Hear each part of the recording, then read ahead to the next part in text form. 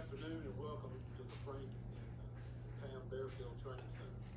I'm Captain Keith Sescalibra, that's spelled Keithsescalibra, for the Hoover Police Department. Joining me at the podium today will be Hoover Mayor Frank Mercado, spelled Brocato, and Hoover Police Chief Nick Durzis, spelled Derzis. You may also hear from Lieutenant Daniel Lowe, spelled Lowe, of the Hoover Police Investigations Division. Mayor Mercado will make a brief opening statement, and then Chief Durzis will read a prepared statement. After Chief's statement is complete, there will be an opportunity to ask a few questions regarding this investigation. Keep in mind that this is still an ongoing investigation, so there may be some questions that we cannot answer. With that, I will turn it over to Mayor Mercado.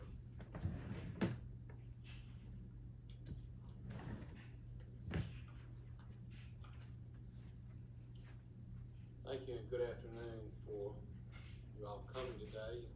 6 days ago, our community learned about the disappearance of Carlee Russell, and it sent fear and pandemonium not just through our city, but the entire state and the nation as well. The media quickly joined us to get the word out about Carlee. Our community sprung into action, and they organized search parties, arranged prayer vigils, and took other steps that I'm not even aware of to help in this situation. The Hoover Police Department quickly rallied multiple partner agencies, stopping at nothing to find Carlee. I'd like to take this time to say thank you first to the Hoover Police Department, our partner agencies, our wonderful community, and to all those that aided in some way in connection with this situation. As the days have gone on and more information has been shared, we know everyone has questions. The Hoover Police Department is known for being very methodical and thorough with their investigations. For that reason, we did not feel comfortable speaking in detail publicly until now.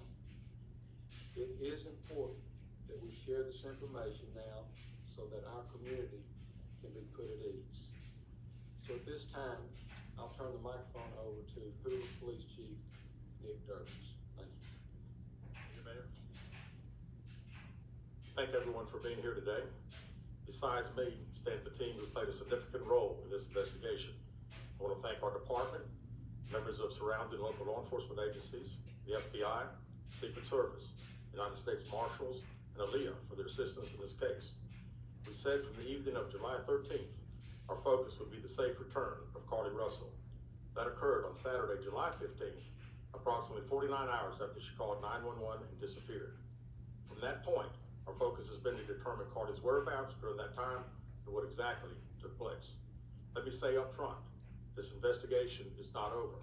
We're still working this case, and we've worked in this case until we uncover every piece of evidence that helps us account for the 49 hours that Carlee Russell was missing. However, through the public interest, and in some cases, public fear that this story has generated, we owe it to our citizens to tell them the facts that we have uncovered. So I will give you the facts that we know today. On July 13th, at approximately 8:20 p.m., Carlee left work from a business at the Summit. Surveillance video from her place of employment shows Carlee concealed a dark-colored bathrobe, a roll of toilet paper, and other items belonging to the business prior to her departure. She ordered food from Tzatziki's at the Colonnade and traveled there. She then traveled to Target on 280, where she purchased some granola bars and Cheez-Its. From there, she remained in the parking lot at that shopping center until 9:21 p.m. when she drove to I-459.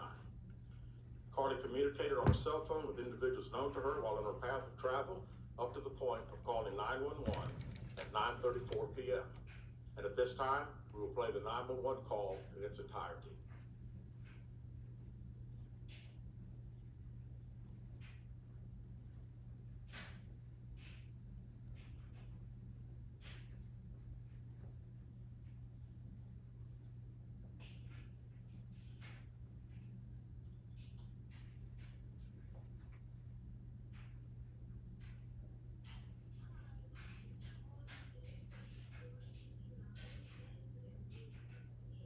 Walking on the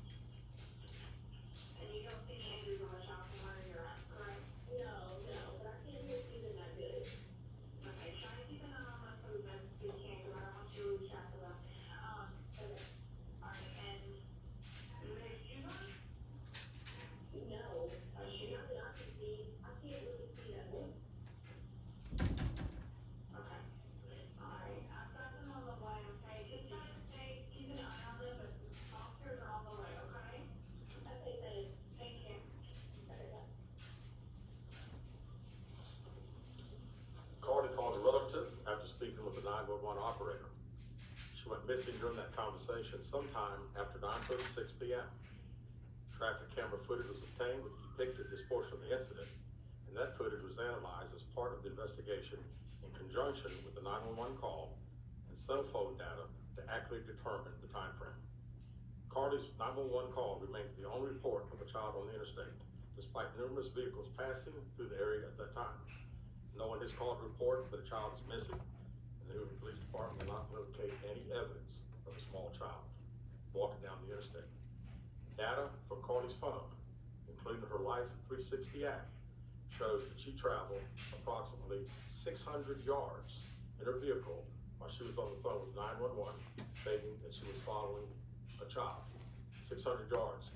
That is 6 football fields straight. 600 yards. The Hoover 911 Center received a second call from Carlee's mother, stating that a relative was on the phone with her when they heard Carlee scream, and then they had an open phone line.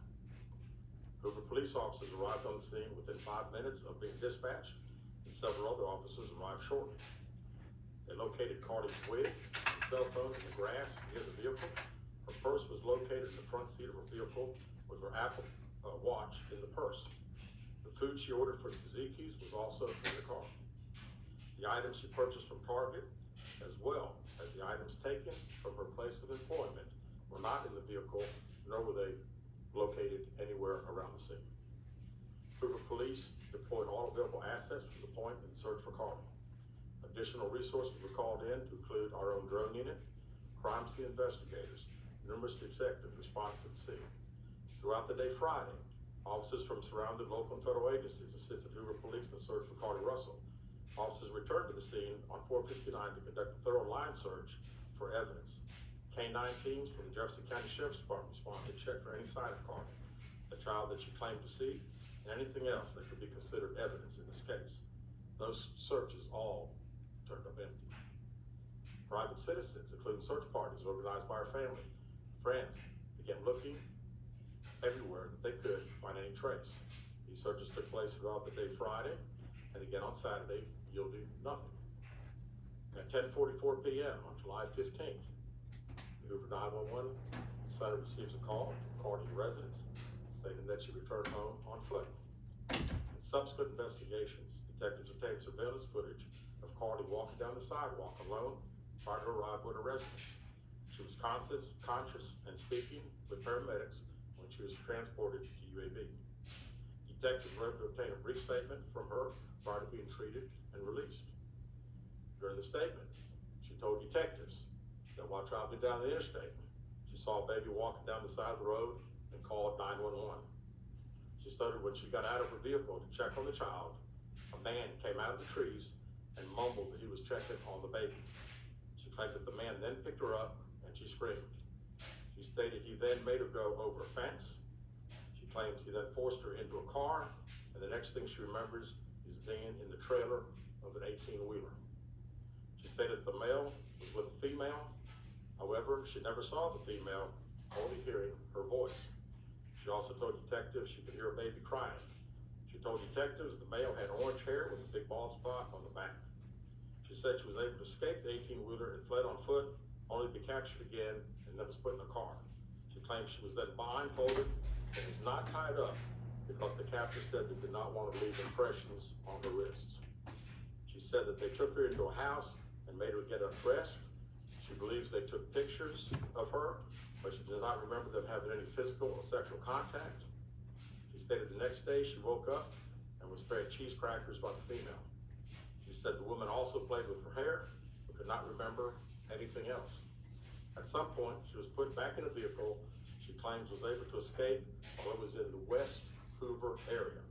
She told detectives she ran through lots of woods until she came out near her residence. During this interview, detectives noted that Carlee had a small injury to her lip, and she claimed that her head was hurting. She also had a tear in her shirt. Detectives also noted that she had $107 cash in her right sock. Out of respect for Carlee and her family, detectives did not press for additional information in this interview and made plans to speak with her in detail after giving her time to rest. Detectives continue analyzing data from Carlee's cell phone that was left behind at the scene. We enlisted the help of the United States Secret Service in conducting this analysis. Part of what data includes several internet searches in the days leading up to her disappearance that I think are very relevant to this case. On July 11th at 7:30 a.m., the term "you have to pay for an Amber Alert" was searched. On July 13th at 1:03 a.m., the day of her disappearance, the term "how to take money from a register without being caught" was searched. On July 13th at 2:13 a.m., the day of her disappearance, the term "Birmingham Bus Station" was searched. On July 13th, 2:35 a.m., a search for a one-way bus ticket from Birmingham to Nashville was conducted with a departure date of July 13th. On July 13th at 12:10 p.m., a search for the movie Taken, a film about abduction, was conducted. There were 2 searches later to Amber Alerts on a computer at Carlee's place of employment, including one regarding the maximum age of an Amber Alert. There were other searches on Carlee's phone that appeared to shed some light on her mindset, but out of respect for her privacy, we will not be releasing the content of those searches at this time. We've asked to interview Carlee a second time, but have not been granted that request. As you can see, there are many questions left to be answered, but only Carlee can provide those answers. What we can say is that we've been unable to verify most of Carlee's initial statement made to investigators, and we have no reason to believe that there is a threat to the public safety related to this particular case. Thank you very much.